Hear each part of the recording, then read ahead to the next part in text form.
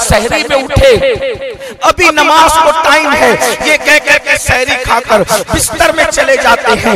न फजर पड़ी, न ज़ुहर पड़ी, न असर पड़ी। अल्लाह अकबर, ये सूरत हाल है। और तरावी तो 4 वक्त की जो लोग नमाज पढ़ते हैं उनको भी तरावी पढ़ने की तौफीक नहीं। पहले दिन पूरी मस्जिद भरी नजर आएगी और 2-4 दिन गुजरे तो मस्जिद खाली होती भी नजर आती है। क्यों नजर नहीं आते? मौलाना बहुत लंबी नमाज होती है, 20 रकअत पढ़नी पड़ती है तरावी की और मस्जिद 17 रकअत इशा की, कौन खड़ा रहेगा? लेकिन अल्लाह अकबर, मैं अपने जवानों से कहता हूँ, मेरे आका सल्लल्लाहु अलैहि वसल्लम के दीवानों, जो दिन क़यामत का 50,000 साल के बराबर एक दिन है, अगर तरावी में खड़े रहोगे इंशाअल्लाह उस दिन खड़े रहने से अल्लाह तुम्हें महफूज कर लेगा। अपना वक्त निकालो और खड़े रहो। और अल्लाह ने ताकत क्यों दी? उसकी इबादत के लिए दी। अल्लाह ने कुव्वत क्यों दी? उसकी इबादत के लिए दी। इसलिए याद रखो। और फिर कुरान याद करके भूल जाना। बचपने में माँ बाप ने तो बड़े शौक से हमें कुरान पढ़ाया था। जब कुरान खत्म हुआ था उस्ताद को जोड़ा भी दिया था, नजराना भी दिया था, घर में न्याज भी बनाई थी। मैं अपने जवानों से पूछता हूँ और मेरी उन बहनों से भी पूछता हूँ, बताओ उस्ताद से उस दिन कुरान खत्म करने के बाद हमने कितनी मर्तबा कुरान को खोल करके पढ़ा? बस इतना ही। किसी के तीजे में चले गए तो कुरान खोल करके पढ़ा, किसी के चहलुम में चले गए तो कुरान खोल करके पढ़ा। और अल्लाह अकबर, किसी दुकान की ओपनिंग थी तो कुरान खोल करके पढ़ा, वो भी 1-2 रुकू पढ़ करके बंद कर दिया। अल्लाह अकबर, याद रखना कुरान अल्लाह की वो किताब है जो इस किताब को थाम लेता है, ये किताब कभी उसको गिरने नहीं देती।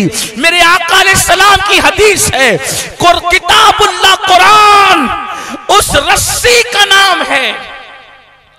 किताबुल्लाह कुरान उस रस्सी का नाम है जिसका एक सिरा अल्लाह के हाथ में है और जिसका दूसरा सिरा अगर तुम पकड़ लेते हो तो गोया कि तुम्हारा हाथ तुम्हारे खुदा के हाथ में पहुंच जाता है। इसलिए अगर अपने हाथ को अल्लाह के दस्ते कुदरत में देना चाहते हो, इस कुरान को थाम लो, इस कुरान को पकड़ लो। और आपसे गुजारिश करने आया हूं कि बहुत आसान वक्त आ रहा है, बहुत खूबसूरत मौका आ रहा है। कम से कम एक कुरान रमजानुल मुबारक में तो जरूर पढ़ना और फिर रमजान शरीफ में पढ़ने के बाद दिल में ये इरादा कर लेना कि अब मैंने रमजान शरीफ में पढ़ा है तो अब मैं रोजाना पढ़ूंगा। एक पारा न पढ़ सका, कम से कम पाव पारा तो मैंने पढ़ना ही पढ़ना है। याद रखो, ये कुरान अल्लाह की किताब है। अल्लाह अकबर, इसकी जितनी शान बयान की जाए कम है। बल्कि एक बात आपको बताऊं, अल्लाह अकबर, कुरान के क्या कहने, कुरान की अजमत का क्या कहना। जब तक मुसलमान कुरान पढ़ते थे, जब तक मुसलमान कुरान पढ़ते थे, उस वक्त तक मुसलमान जलील नहीं थे, उस वक्त तक मुसलमान रुस्वा नहीं थे। मुझे बताओ तो सही, आज हम अहले बैत की मोहब्बत की बात करते हैं, अहले बैत से प्यार की बात करते हैं। बड़ी माजरत के साथ मेरे जवानों, क्या अहले बैत की मोहब्बत कड़ों के अंदर कैद हो गई? क्या अहले बैत की मोहब्बत गंडों के अंदर कैद हो गई? मुझे बताओ। मैं पूरे चैलेंज से कहता हूं, हुसैन वो है जिसके हाथ में कोई कड़ा न था, हुसैन वो है जिसके गले में कोई गंडा न था, हुसैन वो है जो अल्लाह अकबर, ये रसूमात के पाबंद नहीं थे मेरे इमाम, बल्कि जब मैं मेरे मौला हुसैन को देखता हूँ, हुसैन मदीने में है तो कुरान पढ़ते नजर आ रहे हैं, हुसैन मक्के में है तो कुरान पढ़ते नजर आ रहे हैं, हुसैन करबला में है तो कुरान पढ़ते नजर आ रहे हैं। हत्ता के हुसैन पाक का सर कट जाता है और धड़ से अलग हो जाता है और हुसैन का सर नेज़े पे है तो भी हुसैन कुरान पढ़ते नजर आ रहे हैं। हुसैन बता रहे हैं कि मेरा ताल्लुक मेरे जिस्म से तो कट सकता है लेकिन मेरा ताल्लुक कुरान से नहीं कट सकता। नारे तकबीर, नारे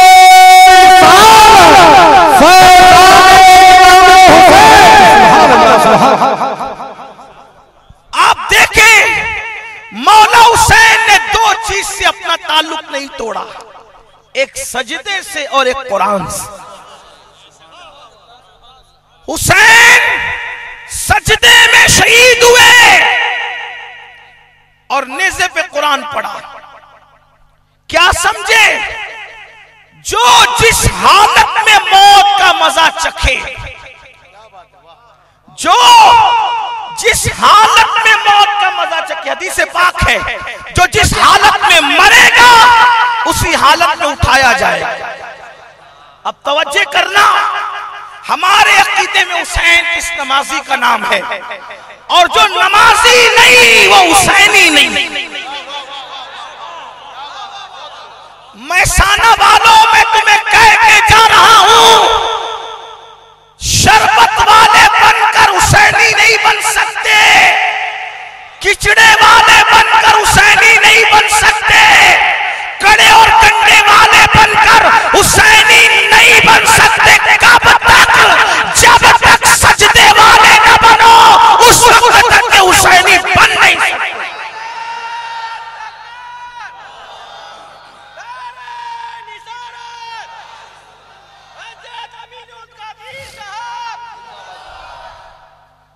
अगर मेरे नाम का नारा लगाने की बजाय मेरे आकाओं के नाम का नारा लगे तो मुझे ज्यादा खुशी है।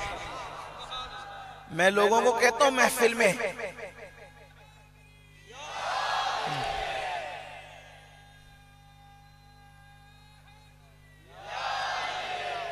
सुभान अल्लाह, जज़ाकल्लाह, अल्लाह जज़ाए खैर दे, बहुत नवाजे अल्लाह ताला, अल्लाह बरकतें अता फरमाए।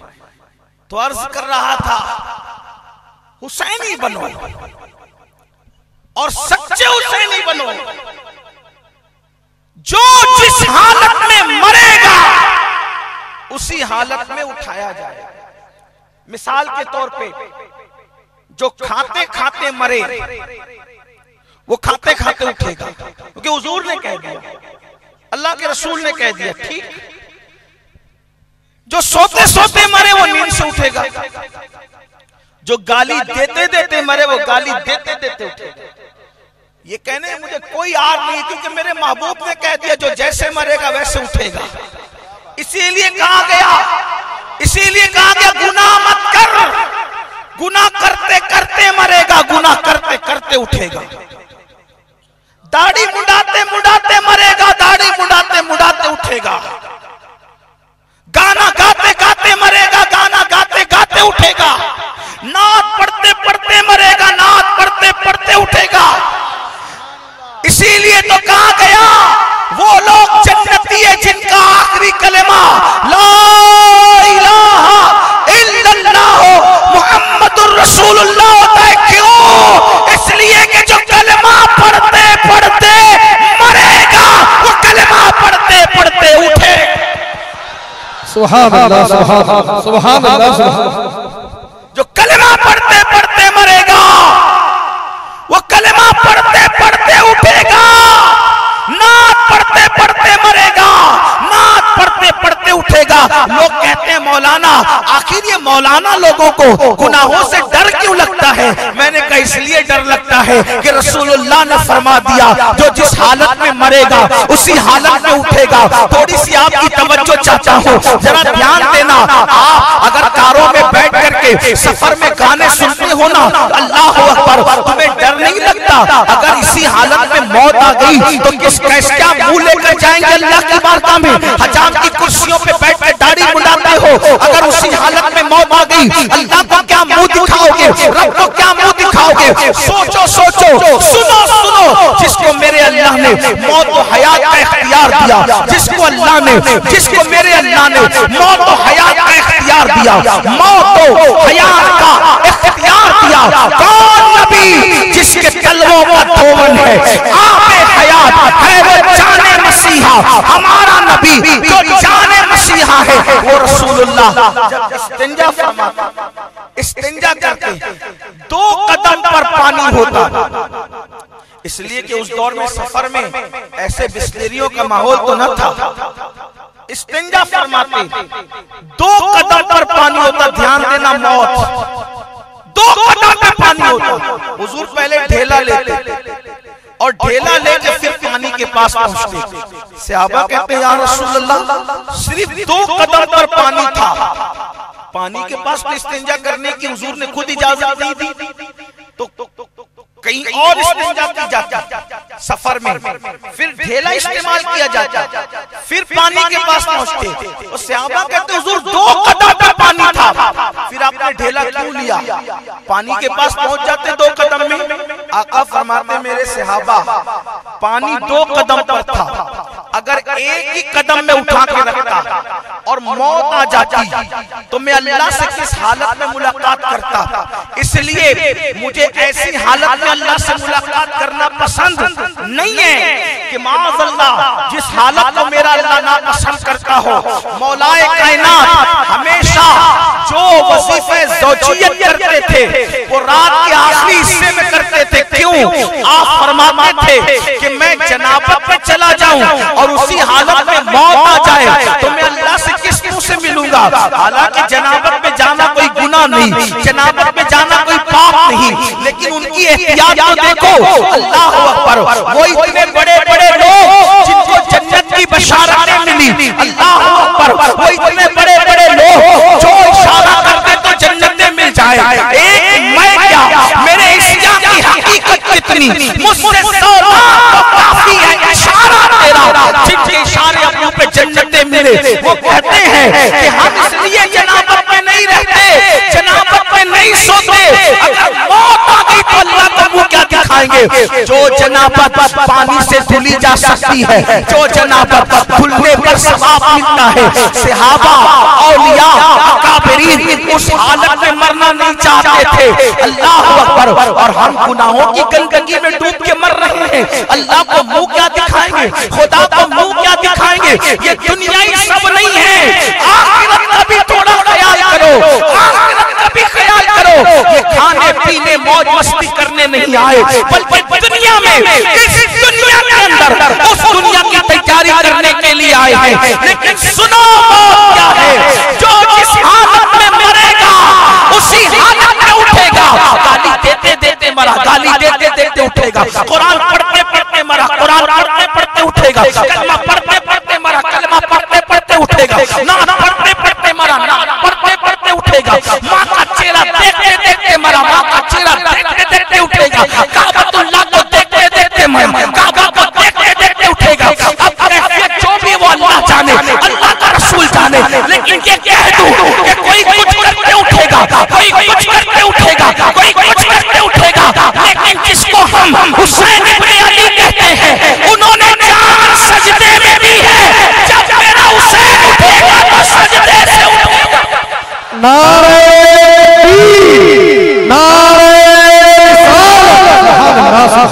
और उनका सजदा कितना तवील होगा। 61 हिजरी 10वीं मुहर्रम को उन्होंने, तवज्जो करेंगे, 61 हिजरी 10वीं मुहर्रम को सर सजदे में रखा। और फिर सन जो भी हो, लेकिन जब हुसैन का सर सजदे से उठेगा तो वो भी 10वीं मुहर्रम। सन जो कि वो खुदा जाने कितने हजार साल के बाद उठेगा, खुदा जाने। गोया कि आज भी हुसैन सजदे में है। जिनका हुसैन आज भी सजदे में है, वो कौम अगर सजदे से भागे तो फिर उस कौम को तरक्की कैसे मिल सकती है, उस कौम को उरूज कैसे मिल सकता है? याद रखना। इसीलिए सहाबा कहते थे रसूलुल्लाह के दौर में जो नमाज पढ़ता था हम उसको मुसलमान समझते थे, और जो नमाज नहीं पढ़ता था हम उसको मुसलमान नहीं समझते थे। बड़ी माजरत के साथ ऐ मेरी कौम के जवानों, सहाबा ने, बास सहाबा ने बेनमाजियों पे कुफ्र का फतवा दिया। फारूक आजम कहते हैं, फारूक आजम का फतवा है जो जानबूझ के नमाज छोड़ दे वो काफिर है। मुआज बिन जबल का फतवा है जो जानबूझ के नमाज छोड़ दे वो काफिर है। अल्लाह अकबर। हजरत अबू दरदा का फतवा है जो जानबूझ के नमाज छोड़ दे वो काफिर है। अबू जर गफारी का फतवा है जो जानबूझ के नमाज छोड़ दे वो काफिर है। सोचो तो सही, अल्लाह अकबर। हजरत अब्दुल्लाह इब्न अब्बास का फतवा है जो जानबूझ के नमाज छोड़ दे वो काफिर है। कितने सहाबा के नाम गिनाऊं? कमो बेश 110 सहाबा ने फतवा दिया जिसने जानबूझ के नमाज छोड़ी वो काफिर। हालांकि हम हनफी होने के नाते बेनमाजी को काफिर नहीं कहते, लेकिन इतना जरूर कहता हूं वो अजाब होगा बेनमाजी पर कि बर्दाश्त नहीं कर सकते। नमाज की बात आई तो मुझे एक हदीस याद है, जो नमाज की पाबंदी करे उस पर इनाम क्या है? अपने सारे मसाइल का हल नमाज में। अल्लाह के रसूल अलैहिस्सलाम फरमाते जो पाबंदी से नमाज पढ़े अल्लाह उसकी रिस्क में कभी तंगी नहीं फरमाएगा, उसका रिस्क कुशादा कर देगा। बोलो आज सबसे बड़ा मसला हमारा है कि नहीं है? आप तावीज के लिए इधर उधर घूम रहे, दुआ कराते हैं, हजरत दुआ करो तंगी, हजरत दुआ करो परेशानी, हजरत दुआ करो किल्लत। सारे हजरतों के पास जाते हो, लेकिन जो सारे हजरत जाके गिड़गिड़ाते हैं उस हजरत रब्बुल इज्जत की बारगाह में क्यों नहीं आते? उस हजरत की बारगाह में क्यों नहीं आते जो हजरत रब्बुल इज्जत है? वहां क्यों हाजिरी नहीं लगाते? 10 मिनट का टाइम बार बार बोला जा रहा है, हर बार बोला जा रहा है। और गैब का नबी फरमा रहे, सच्चे नबी जिनके कहने पे हमने खुदा को एक माना। आका फरमाते नमाज पढ़, तेरी रोजी कभी तंग नहीं होगी, अल्लाह तेरी रोजी में कुशादगी करेगा। नमाज पढ़ के देखो। हालांकि रोजी कुशल के लिए नमाज मत पढ़ना, ये भी बात याद रखना, रोजी के लिए नमाज मत पढ़ना, रज़्ज़ाक़ के लिए नमाज पढ़ना। नमाज रोजी के लिए मत पढ़ना, रज़्ज़ाक़ के लिए पढ़ना। लेकिन रज़्ज़ाक़ के लिए पढ़ेगा तो रोजी खुद ब खुद अल्लाह अता करेगा और तंगी दूर कर देगा। मेरी माँ और बहनों से भी कहना चाहता हूँ कि वो भी कहती है हजरत दुआ करें, पीर साहब दुआ करें, सैयद साहब दुआ करें, बापू दुआ करें, मौलाना दुआ करें, हमारे घर में रोजी की तंगी है। मैं कहता हूँ मेरी बहन, अल्लाह के रसूल ने तो 1450 साल पहले तुझे नुस्खा अता किया ना कि नमाज पढ़, अल्लाह तेरे घर की तंगी दूर करेगा, तेरे घर की परेशानी दूर करेगा। नंबर 2, जो नमाज की पाबंदी करे अल्लाह उसकी कब्र में उसको कभी अजाब नहीं देगा। नमाज पढ़ने वाले अजाब कब्र से महफूज रहेंगे। नंबर 3, अल्लाह अकबर, जो शख्स नमाज की पाबंदी करे, जो नमाज का पाबंद होगा, अल्लाह अकबर, मेरे आका इरशाद फरमाते हैं अल्लाह तबारक व तआला उसकी मौत के वक्त आसानी पैदा फरमाएगा। और जो नमाज की पाबंदी करेगा अल्लाह तबारक व तआला उसे पुल सिरात से ऐसे गुजारेगा जैसे बिजली कूद करके चली जाती है। नमाजी यूं गुजरेंगे। और फिर 5वीं बात फरमाई, जो नमाज की पाबंदी करे अल्लाह उसको बगैर हिसाब के जन्नत में दाखिल फरमाएगा। अगर बेहिसाब किताब जन्नत में जाना है नमाज के पाबंद बनो। और मेरे आका इरशाद फरमाते हैं जो नमाज की पाबंदी न करे अल्लाह उसकी रोजी तंग करेगा, उसके चेहरे से नूर छीनेगा, उसकी कब्र को तंग करेगा, उसकी कब्र को जहन्नम की आग से भर देगा। वो उलट पलट होगा कब्र के अंदर, उस आग पर उसको उल्टा पलटा किया जाएगा। और सबसे बड़ी बात अल्लाह अकबर, मेरे आका फरमाते हैं एक अज़दा ऐसा है जिसको शजाउल अक़रा कहते हैं, और ये वो है जो गंजा सांप है। आका इरशाद फरमाते हैं उसकी आंख आग की बनी हुई है, जहन्नम की आग की उसकी आंख बनी हुई है। उसके नाखून इतने लंबे हैं कि एक दिन की मुसाफत में इंसान जितना दौड़ सकता है, इतने लंबे लंबे लोहे के उसके नाखून हैं। और अल्लाह अकबर, जब वो किसी को डसेगा तो 70 हाथ अंदर जमीन में इंसान डसेगा और वो बोल बोल के डसेगा, मैं शजाउल अक़रा हूं, तू नमाज नहीं पढ़ता था, फजर नहीं पढ़ी तो ज़ोहर तक डसूंगा, ज़ोहर नहीं पढ़ी तो असर तक डसूंगा, असर नहीं पढ़ी तो मगरिब तक, मगरिब नहीं पढ़ी तो इशा तक, इशा नहीं पढ़ी तो फजर तक। ये कोई कहानी किस्सा नहीं। मैं तो अपनी कौम के जवानों से कहता हूं अपने हाल पे रहम करो, अपने आप को खुदा के अजाब का मुस्तहिक न बनाओ, खुदा के गज़ब का मुस्तहिक न बनाओ। अल्लाह के बंदो, कितना वक्त लगता है नमाज के लिए, क्यों नमाज से गाफिल हो? नमाज टाइम नहीं मिलता, टाइम नहीं मिलता। यही तो बात कहने आए हैं मेरे अजीज, जितना टाइम अपने पास है उतना टाइम पहलों के पास नहीं था। निकाल लो वक्त नमाज के लिए, निकाल लो वक्त अल्लाह की इबादत के लिए। और अब तो शैतान भी कैद होने वाला है। एक महीने में नमाज की इतनी पाबंदी की प्रैक्टिस कर लो कि रमजान शरीफ तो चला जाए लेकिन नमाज की आदत बाकी रह जाए। इतने परहेजगार बन जाओ कि रमजान शरीफ तो चला जाए लेकिन गुनाह से बचने की आदत बाकी रह जाए। इतने तिलावत की आदी बन जाओ कि रमजान शरीफ तो चला जाए लेकिन तिलावत की आदत बाकी रह जाए।